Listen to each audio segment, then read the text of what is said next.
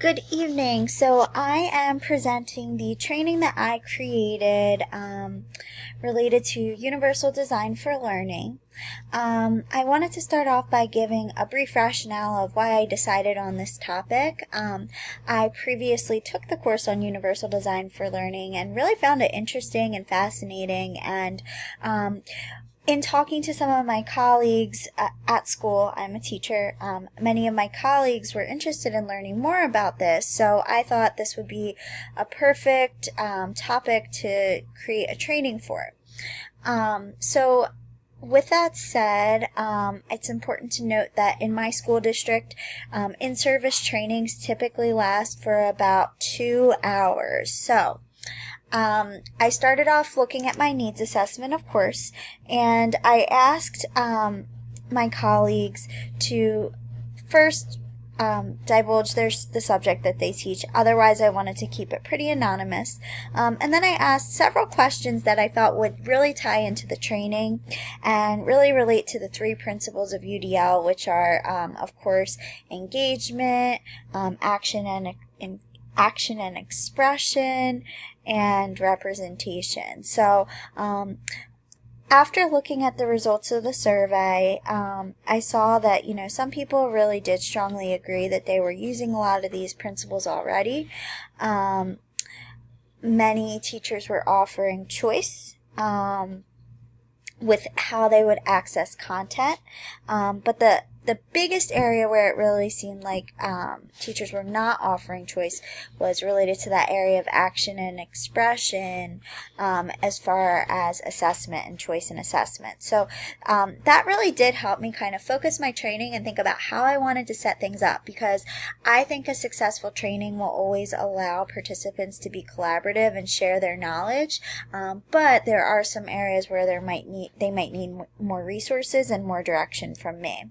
I did take Stephen's advice, and I did not include information on assistive technology just because I realized how much I really needed to cram into a short training. So I'm going to take you through the site that I created now, and I started off with a welcome page. So this is a live website that participants will be able to access after the training and during the training. So I thought of course people are going to trickle in at their own pace, so I wanted to have an engaging activity for participants to start with.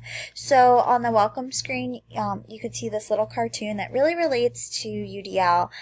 For a fair selection, everybody has to take the same exam. Please climb that tree. Obviously, only a few of those participants would be successful, and that's something that I'm going to try to get across to the participants in my training, that we really need to give our students fair opportunities. All students learn differently, and we need to embrace that. So I created this Padlet for participants to share their thoughts on, responding to the picture when they come in.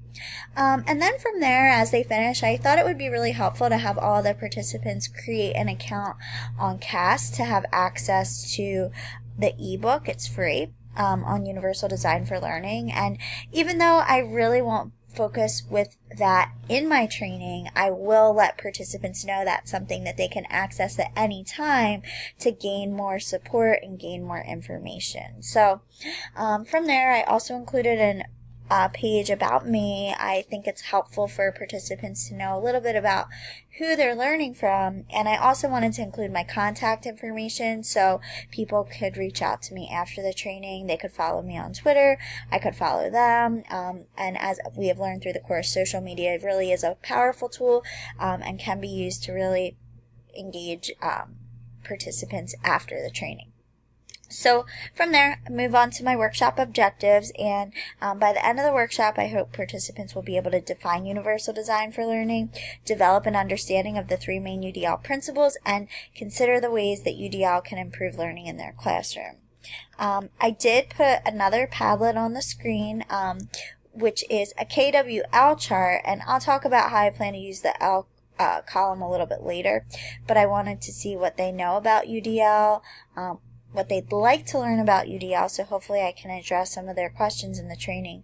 And then finally, they'll be able to share something that they create So I also did put a very short video, one that you're probably familiar with. It's just UDL at a glance, talking about UDL, and then I thought we would have a very brief fishbowl discussion where some participants would be talking about, their thoughts on UDL, maybe challenges, maybe problems, and participants could watch that conversation and then chime in from there. So from there, I envision the activities I just described probably taking about 25 to 30 minutes in the beginning. Like I said, it's about a 2-hour training, so I tried to divide it into 4 segments. That introductory segment, and then we'll move on to Module 1, which is Understanding UDL Engagement. So I took this information from the CAST site, just talking about what engagement is. And then to engage my participants, I plan to number their seats and kind of hide numbers on their chair, on the back of their chair, under their chair. So they'll have to be engaged, just like we hope students would be, in finding their group members. So from there, participants would be put into probably about 4 to 5 groups depending on the number of participants, and as a group they would review CAST's top 10 tips for engagement.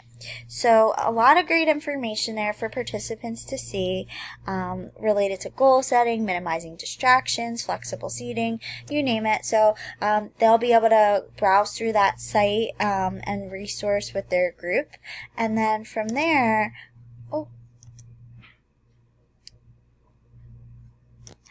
the participants could then create a Wordle with engagement strategies. So it would be a word cloud where they would talk about and input the things that really stood out to them the most regarding engagement, and then we could show everyone's Wordles, and of course then that's something they could possibly use with their students for engagement. So moving on from there, the next step was to take a look at representation, the second principle of UDL, which really relates to content and presenting that content in different ways. So there is a video on representation that the participants would watch. While they're watching, they would share their thoughts on this back channel chat. And they could create their name, enter the code, and get started from there. And then I felt like this was really the area, based on my needs assessment, where teachers really seem to say, yes, we're doing this, we are presenting content in many different ways. So I thought it would really be beneficial to have the participants share what they're doing already. Like, what are some things that are happening in their classrooms? How are they representing content? And we would chart that on some big chart paper with markers, hang up that chart paper around the room, and then participants would have a chance to do a short gallery walk where they would walk around to get ideas and see maybe pick up some new strategies for ways that content could be represented in their classroom. So very hands-on, a lot of collaboration, and balancing tech and non-tech tools. So the final portion of the training would be related to the third module, which is action and expression, the final principle of UDL.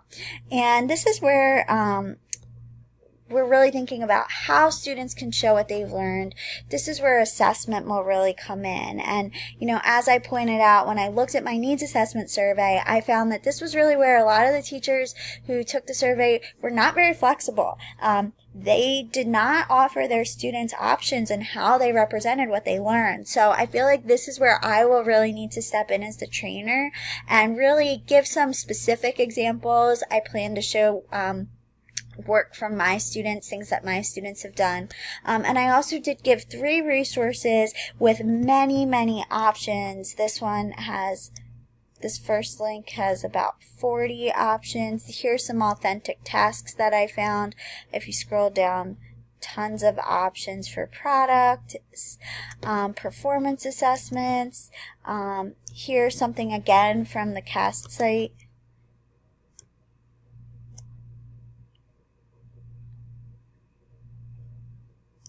So this has some videos that participants could take a look at, and then it gives a lot of different options, again, for how students can represent their product of what they've learned.